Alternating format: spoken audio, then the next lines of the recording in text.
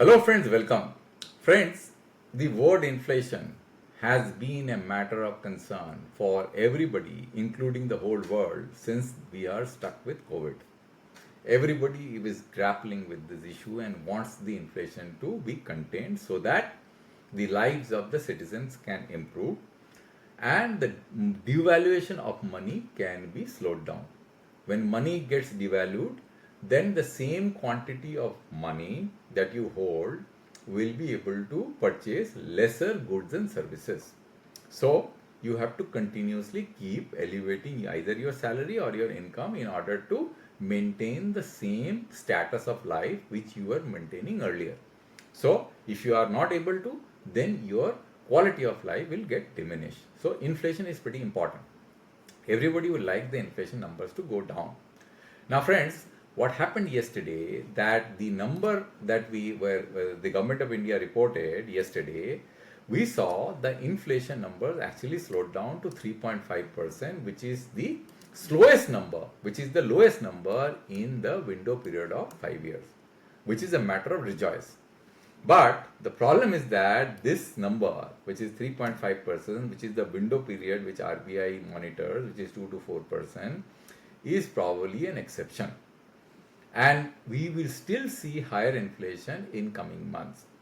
And therefore, this headline actually doesn't mean anything much, except for the simple fact that this is basically telling an event which is factually correct, which is 3.5%. But it does not give you any kind of understanding as to what is going to be the phenomena that you are going to see in the coming months about inflation, which is very important to understand. And this video is only going to unlock that story. And we are not going to talk about this in a high level, in a manner of conjecture, without explaining the things, ground up, so that people who not only have understanding of economics, but those laymen who have no understanding of economics, but they are concerned about inflation, will be able to appreciate and understand where we stand as of date. That's the whole purpose of this video. Now, before I dive down into numbers, I will like to tell you or talk about how inflation is measured, because it is important to understand how inflation is measured. Now, inflation is measured on a particular vertical. It can be any commodity which you choose. You can dissect the commodity into sub-commodities, but typically in India, the basket is pretty small. For example, vegetable. Let me take you an example of vegetable. Now, vegetable is considered as a group where all vegetables are aggregated together. Let's say the starting price of vegetable when you started monitoring is 100. And after a certain period of time, the price of the vegetable has increased. So the aggregated number of that value 100 for all the vegetable commodities has become 110. So what is inflation? 110 minus 100 divided by 100, 10%. But this 110 has to be measured in what time frame, what time period. It is also understood. Na? It has to be understood. Na? Will it be measured in the next month or the month after, or it has to be measured after 1 year? And if at all it is measured after 1 year, so as to calculate the inflation, what is the reason for that? That also has to be understood. Now friends, in India or worldwide, every month in a particular year is unique. It has got its own characteristics and own constraints and opportunities. What it means is that in a particular month, different types of food items are available in different quantities. As well as there could be some other restrictions in businesses, opportunities, there could be some challenges, but the month of a particular year is going to be unique as we move forward. So it's like a cyclic thing which happens every year. So as you move from one particular month of the calendar year to the next month, you face a different kind of situation which you may not have faced earlier. And these are driven by external factors, climate changes, economic changes, behavioral changes, which are month specific, because month will keep on repeating every year.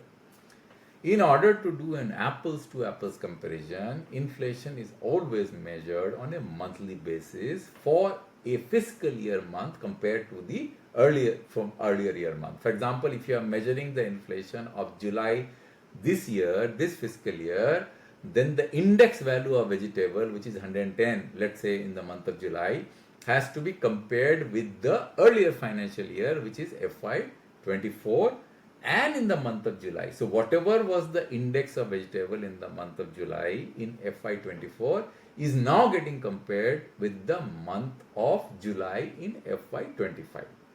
So that's how you measure inflation, in order to take into consideration the cyclic effect or the seasonal variation which is inherent in the mechanism of calculation of inflation. So I think probably you've understood how inflation is calculated and what is the logic for that.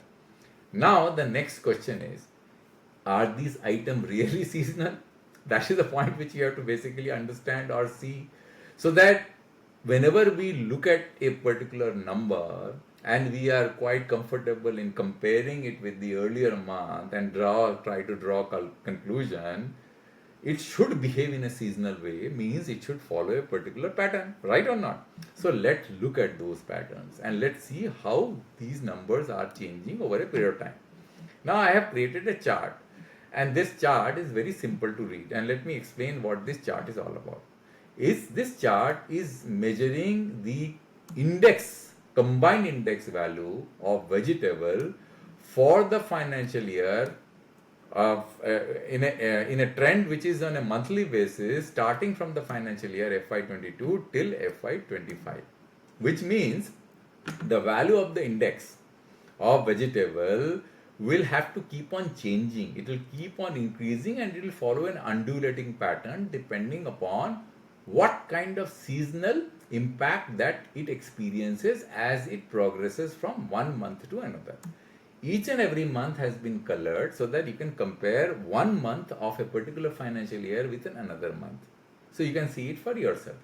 Now you have to ask a very simple question. Do you see a pattern? Is the pattern similar in each and every financial year? For example, if you look at FY22, do you see the pattern of FY22 for vegetable resonates with the pattern of FY23? Let's look at this and you can yourself be able to judge.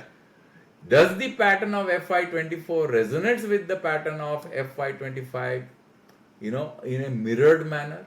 So these questions have to be asked, and you can very easily see that the pattern may not be exactly similar, though there are certain similarities, but it is not exact. For example, let's look at the month of November. So in the FY22, the vegetable index peaked in the month of November, whereas in FY23, the vegetable index peaked in the month of October. Now in FY24, the vegetable index actually peaked in the month of July. In this, it also has peaked in the month of July. Now we are not too sure whether this is actually the peak or not, because we haven't seen the month which will be coming, so we can't say. But what we have, the data that we have, we can very clearly see that the peaking of these items are different in different months.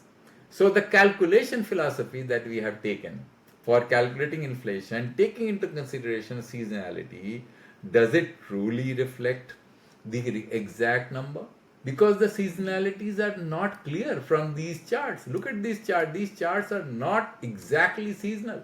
Means they are not resonating or fluctuating in a seasonal manner. Some months actually peaks, but it is a different peak in different fiscal year. So let's say if I start to measure inflation for the month of November and comparing it with the month of November for the earlier financial year, means for FY23 we compare the inflation with the month with FY22, and that's why how the inflation is calculated, what we explained right now, we've discussed. So month of November will be calculated month of November. So you will see that the inflation, the prices have decreased, right? Similarly, if you compare with the month of October, you will find the vegetable prices inflation has increased. So this is going to be the numbers which is going to come in front of you, and it may not truly reflect the real inflation. So what I'm trying to say is, though the cyclic nature of seasonality is the intent for measuring inflation, but it does not always truly reflect the intent that one which we are trying to measure inflation, because every particular commodity may not behave in a cyclic way, or even if it is trying to behave in a cyclic way, the cyclic nature may not be true. For example, let me just take another commodity. Let me just take cereals and product, and let's see if this is cyclic. Can you see cereal and product? Do you see any cyclic nature of cereal and product? I don't see any cycle which is clearly evident, because it is increasing. It is suddenly it actually has peaked, then it has went down and is increasing. I don't see any cycle here, right? Similarly, let's look at any other product. Let's take any product. For example, let's take clothing, right? It is going, it's kind of continuously increasing, right? But it is not increasing in a linear fashion. Let me just take another item like milk products. It is also increasing, but it is not cyclic. It is maybe, it has increased significantly, and there is a slope is very high and the slope has gone down. Then let's take another product. For example, let's take oil and fat. Let's take that. Now you look at oil and fat. Do you see any cycle here? It has gone high like this and it has gone completely low like this. So many items, the seasonalities of these items cannot be taken into consideration, and that is exactly the reason why these kind of aberrations we are able to see, which leads to a factor called as base effect.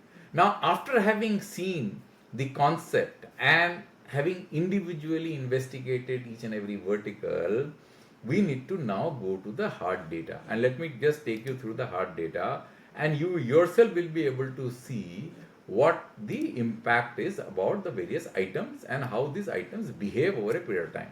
Now, what I have done is, I have created a simulation, and it is very easy to read. So this is a slide bar. So if I pull this slide bar and I can take this slide bar to 0. So what it will do, it will take us to the month of January. Now, instead of taking inflation and choosing inflation, what I have done, I have chosen index, because index is the true reflection of inflation, because inflation is nothing but the calculation from the for a particular month with earlier month of the previous financial year, right? That's inflation, right? But rather than doing a calculation of simple inflation, why don't we see how the indexes of each and every item of the various subcategory, I can take the main category also, let's look at the subcategory, has changed over a period of time. So this will be very interesting. So if I play this, what you will see that these numbers, these balls or these bullets that you see here with different colors represent a particular line item of the subcategory. Like for example, vegetable is represented by this number, fruits are represented by this number, meat and fishes is represented by red. So all will be typically pegged at 100. So you start, it's like a race which starts at 100. Why it is looking different, right? Because I have taken month of January, I should have gone a little bit back where it is set at 100. In the month of January, the indexes have moved. So I have taken the 100 reference out, because what has happened is the race has already started.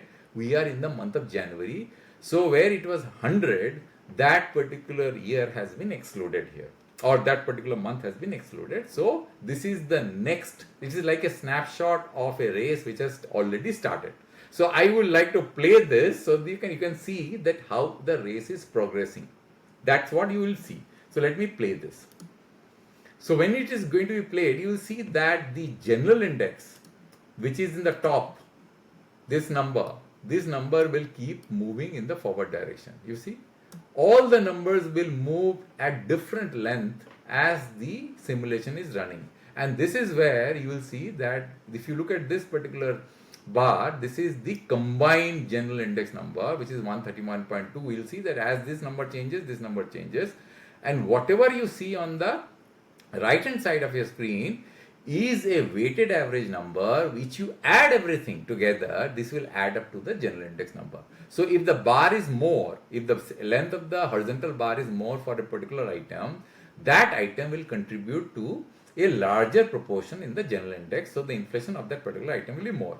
Now you see that every item behaves in a erratic fashion. Some item will progress very fast, some item will progress good in the backward direction, like sugar and sugar numbers have gone in behind. And then there are certain items which are actually, so the race started, all the items started at 100. So everybody was at the starting point, they started at 100. But as you progressed in time, and when we have reached the month of July, you find that everybody is at different places in the track.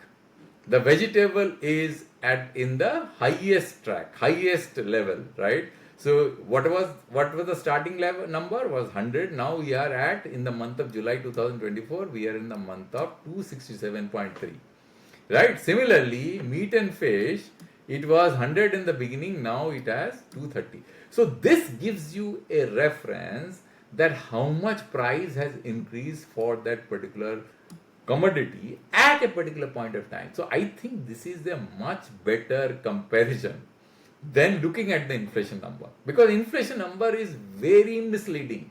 As I explained to you earlier, that it is seasonal, but the calculations are very misleading, and that's where this 3.5% number comes into play in the discussion. So when you calculate 3.5, how do you calculate 3.5? You take this number in the month of July 2024, which is 192.9, right? This is the index number of combined, because I am looking at combined index. Now let's go back in time in the month of July 2023. So I'll just drag this back. Let me just drag this a little back. Let me do this previous. I think that will be much better. So I'll just keep on doing previous. So we are in month of May, April, and then we are March, right? We'll just go in month of February, and then we'll go in the month of January, and then we are December, then November, and then we are October, and then we are September, and then we have July, right? So now you see, July number is how much? July number is 186.3, right? And what was the number that we saw in the month of July 2024? The number was 186.3, and the number is 192.9. So now if you calculate the number 192.9 minus 183.6, and then this is 9.3. So 9.3 divided by 186.6. Sorry, I think I did some 183.6. Sorry, not 83. So 183.6. Maybe I have done some calculation mistakes here. Let me just see what the number is on month of July 2023. Let me just look at the number again. September, this is a problem, September, April, next, May,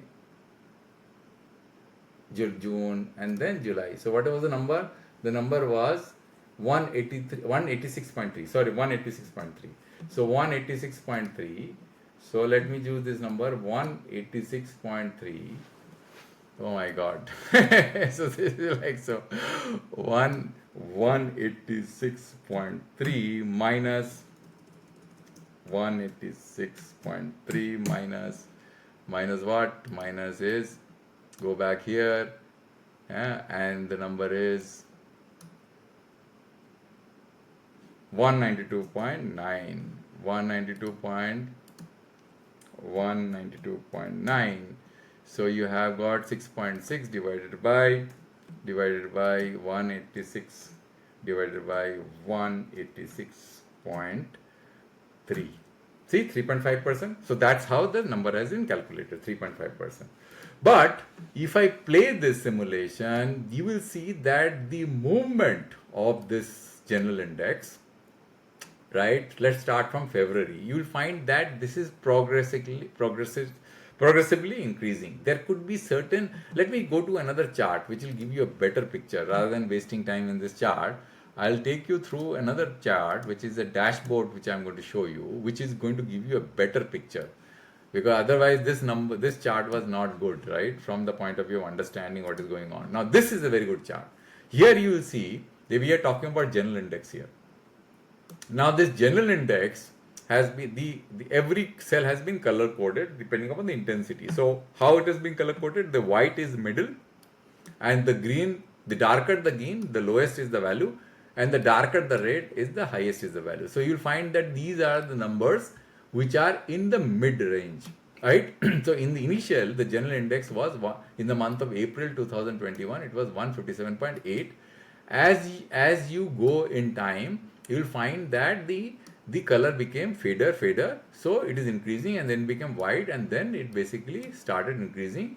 Now we are interested in what month? We are interested in the month of June 2023.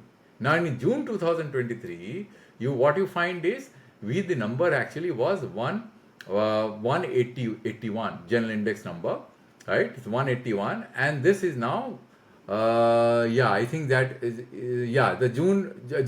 July 2003. Sorry, July. So you see that suddenly from June 2023, the number which was on 81, suddenly it has increased to, suddenly it went up from 181 to 186.3. It generally doesn't jump that way, right? If you look at 167 to 170, only 3-point jump. 177 to 178, it is basically a very 1-point jump. But this 181 to 186 is a significant jump. It is a jump which is unimaginable. So that's why what happened in the month of July, when the number became very, very high, so this base, it became high. So there is some abnormal event which took place. What was that? It was vegetable. You see, vegetable numbers in the month of July, suddenly went from 181 to 250. It is so strange. How can it be like this? There is some kind of adverse event which has taken place in the month of July, because it is never like that. You see, it always has been an incremental increase.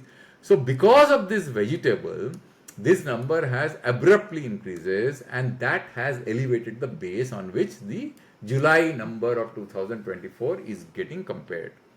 And that's why the number that we see in the month of July, the inflation number, which is nothing but the subtraction of 192.9 with 186.3, which is just calculated, the number is coming out to be 3.5%.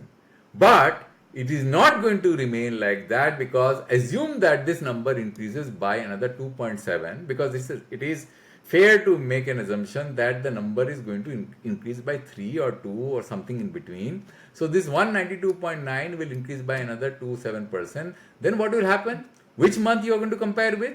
Then you are going to compare the month of July, August, the August month, which is here, which is the number is going to be here. This is going to be compared with the month of August here, 186.2. Now this number remained the same. You see here, 186.3 and 186, actually it went down. So the base will go down, right, in the month of August. But this number is going to increase. So what will happen? Your inflation is going to increase, and it will be within the ballpark of 5 to something between 5 and 5.5%. It will roughly, so I calculated the number is roughly around 5 point something, right? So the respite from inflation is still not there because of this aberration. This is called base effect, which RBI governor clearly pointed out in his monetary policy speech. So if you look at the RBI governor's monetary policy speech, where he spoke about base effect, and base effect is pretty important. I think I'll read out the line, the serial number 13 here. This is the speech. This is the part of RBI governor's speech where you see he talks about inflation, and he talks about this particular section. You should read. You'll find what he's saying. He's saying high food prices momentum is likely to have continued in the month of July. Large favorable base effect may, however, push the headline inflation downwards in July. He's saying downwards, which is 3.5%. So he has already given an indication in his monetary policy that inflation is going to be high, but the future is not going to be rosy, because this is an aberration, and the reason I have explained to you in my video. So I don't want this video to get elongated because it will be very difficult otherwise people to watch. They will tend to not watch this video. So I will like to stop here. Probably I have explained the reason for lower inflation and why the headline inflation will continue to remain high because of the numbers are continuously going to, because we have not been able to contain vegetable inflation. Look at this, the vegetable inflation is still very, very high. You see, the index is still very, very high. It's all red here. The vegetable, I don't know what is going on with vegetable. I do not understand. Spices, see, all red here. Meat and fishes is still red. So the food thing has become so bad. And RBI governor makes one more important point. He's saying that, look, if the food inflation is not contained, we are going to have a spillover impact on the perception of inflation of households, which are going to have a detrimental impact on the headline inflation going forward because of expected inflation on account of rise in food prices. Because even if the food prices goes down in near future, the headline inflation will continue to remain high because of the behavior of the individuals who are influenced by a perception of high inflation will tend to push prices high of services of commodity in anticipation that they will have to shell large amount of money because of the value of money is going to go down in future. So that's also RBI governor points out. So we are still not, out of the woods. We are still there. We are still going to fight inflation. And therefore, we don't know when the policy rates are going to get revised. So that's the purpose of this video. I hope that you have understood it. You have liked this video. And probably you have understood the concept. See, talking about this number in the air makes no sense. It has to be spoken at a conceptual level. Then only people appreciate this number. Unless you have number right on the face, you will make no understanding of the subject. So, friends, I will now stop here. Hope this is going to be useful for you to understand this subject better, and I'll come back to you with a new video on a new topic. Thank you for listening and watching this video. Thank you very much.